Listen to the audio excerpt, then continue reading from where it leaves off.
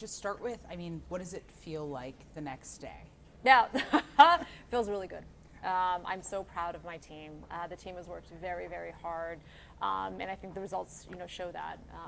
If you look at the map of the results, my team, we spent time in every part of our city, listening to neighbors about what they want from their city leadership, and I'm very proud of where we've landed. We know the work is not done, so we're right back at it.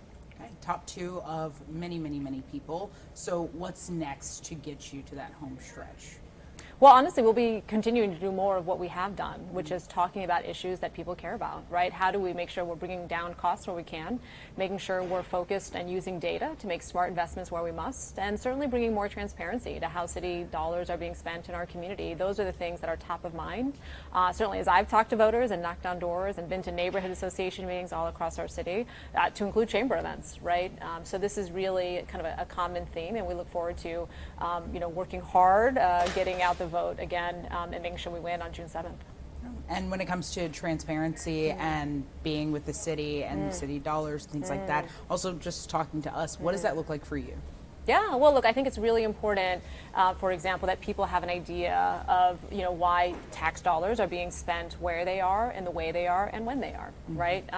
We all have a vision for our city. We want to make sure, again, we're making smart investments in infrastructure, we're making smart investments in our people, and truly understanding what the data shows us when it comes to the risks, the costs of not making those smart investments. So I think I will always be and have been motivated by what the data shows us and being very transparent about the rate of return on some of these investments. So look forward to doing that in concert with the other city council members and moving our city forward. Okay. What sets you apart from your opponent? Yeah, well, I think I have the most leadership and management experience in this race. I, as the former Undersecretary of the Air Force, led 600,000 people, managed a $173 billion budget.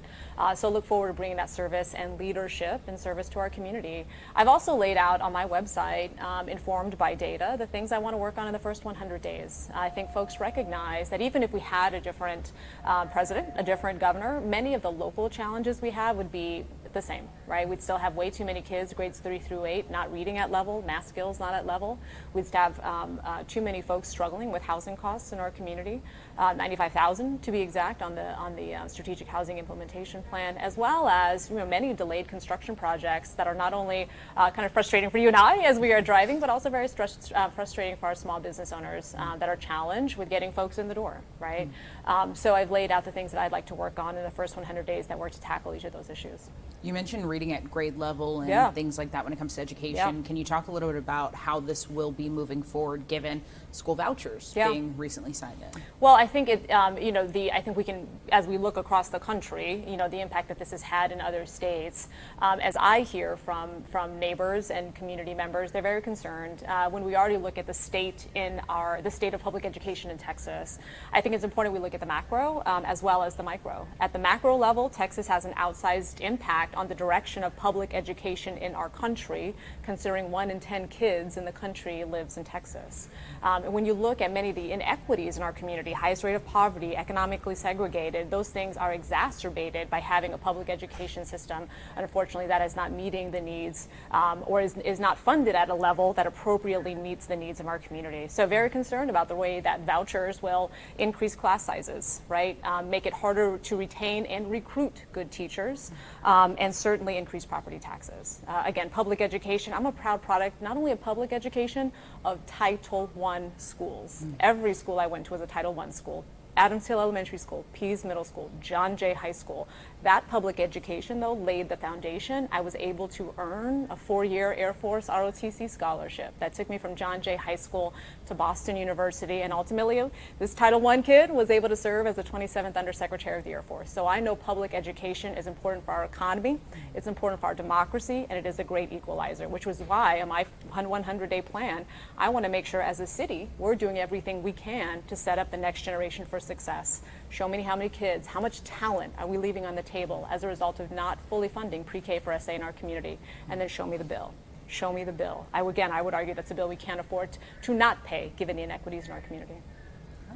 And you mentioned economy, and I mean, your first 100 days, if elected, would also be within, the first 100 days of tariffs being imposed in our country. Can you talk a little bit about what that's going to look like for you if this is a reality? Well, I think this is a really important time for us to, take stock of kind of where we are. We are proudly the 21st largest manufacturing exporting region in the country, right?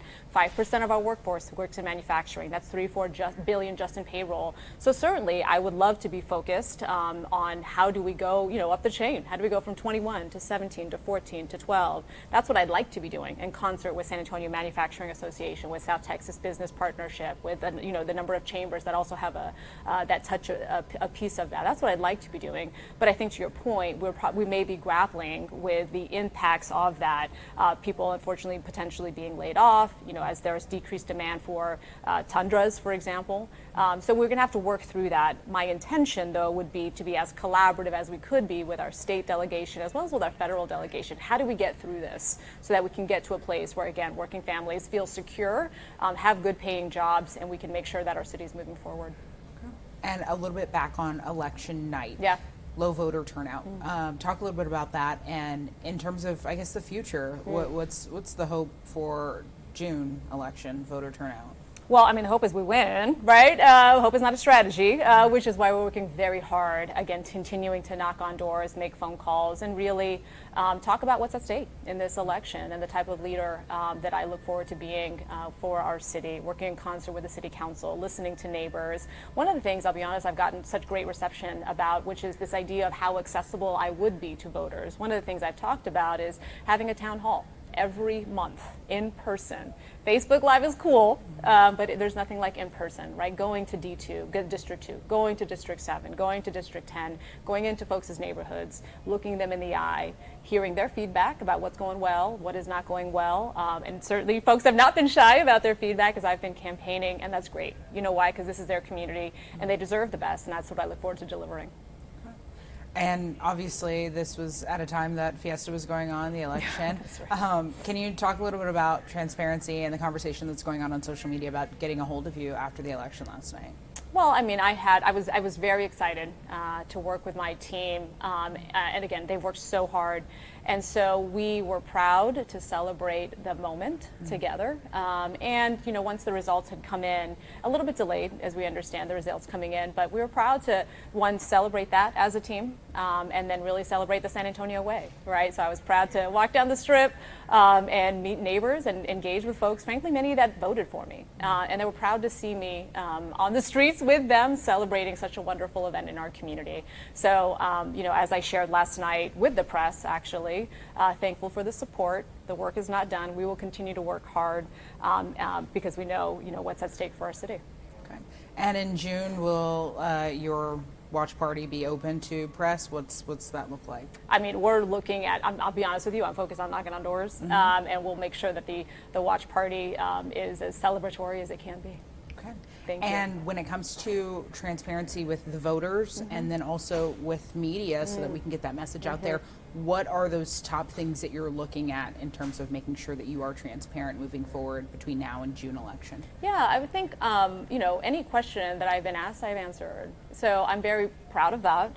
And have had great conversations with actually many of your colleagues, and will continue engaging the press. That's a really important, I think, piece of our democracy, and making sure that there's a balance, right, between questions that are answered and obviously providing the questions that are asked, of course, and answered, and certainly being respectful of people and having a respectful dialogue. Anything else you want to add? No. Hey, make sure you vote for me June 7th. Okay. All right. I think that's it. Anything you want to make sure that we talk about? Okay, cool. Sweet. All right, that's thanks. it. Thank you. I appreciate it.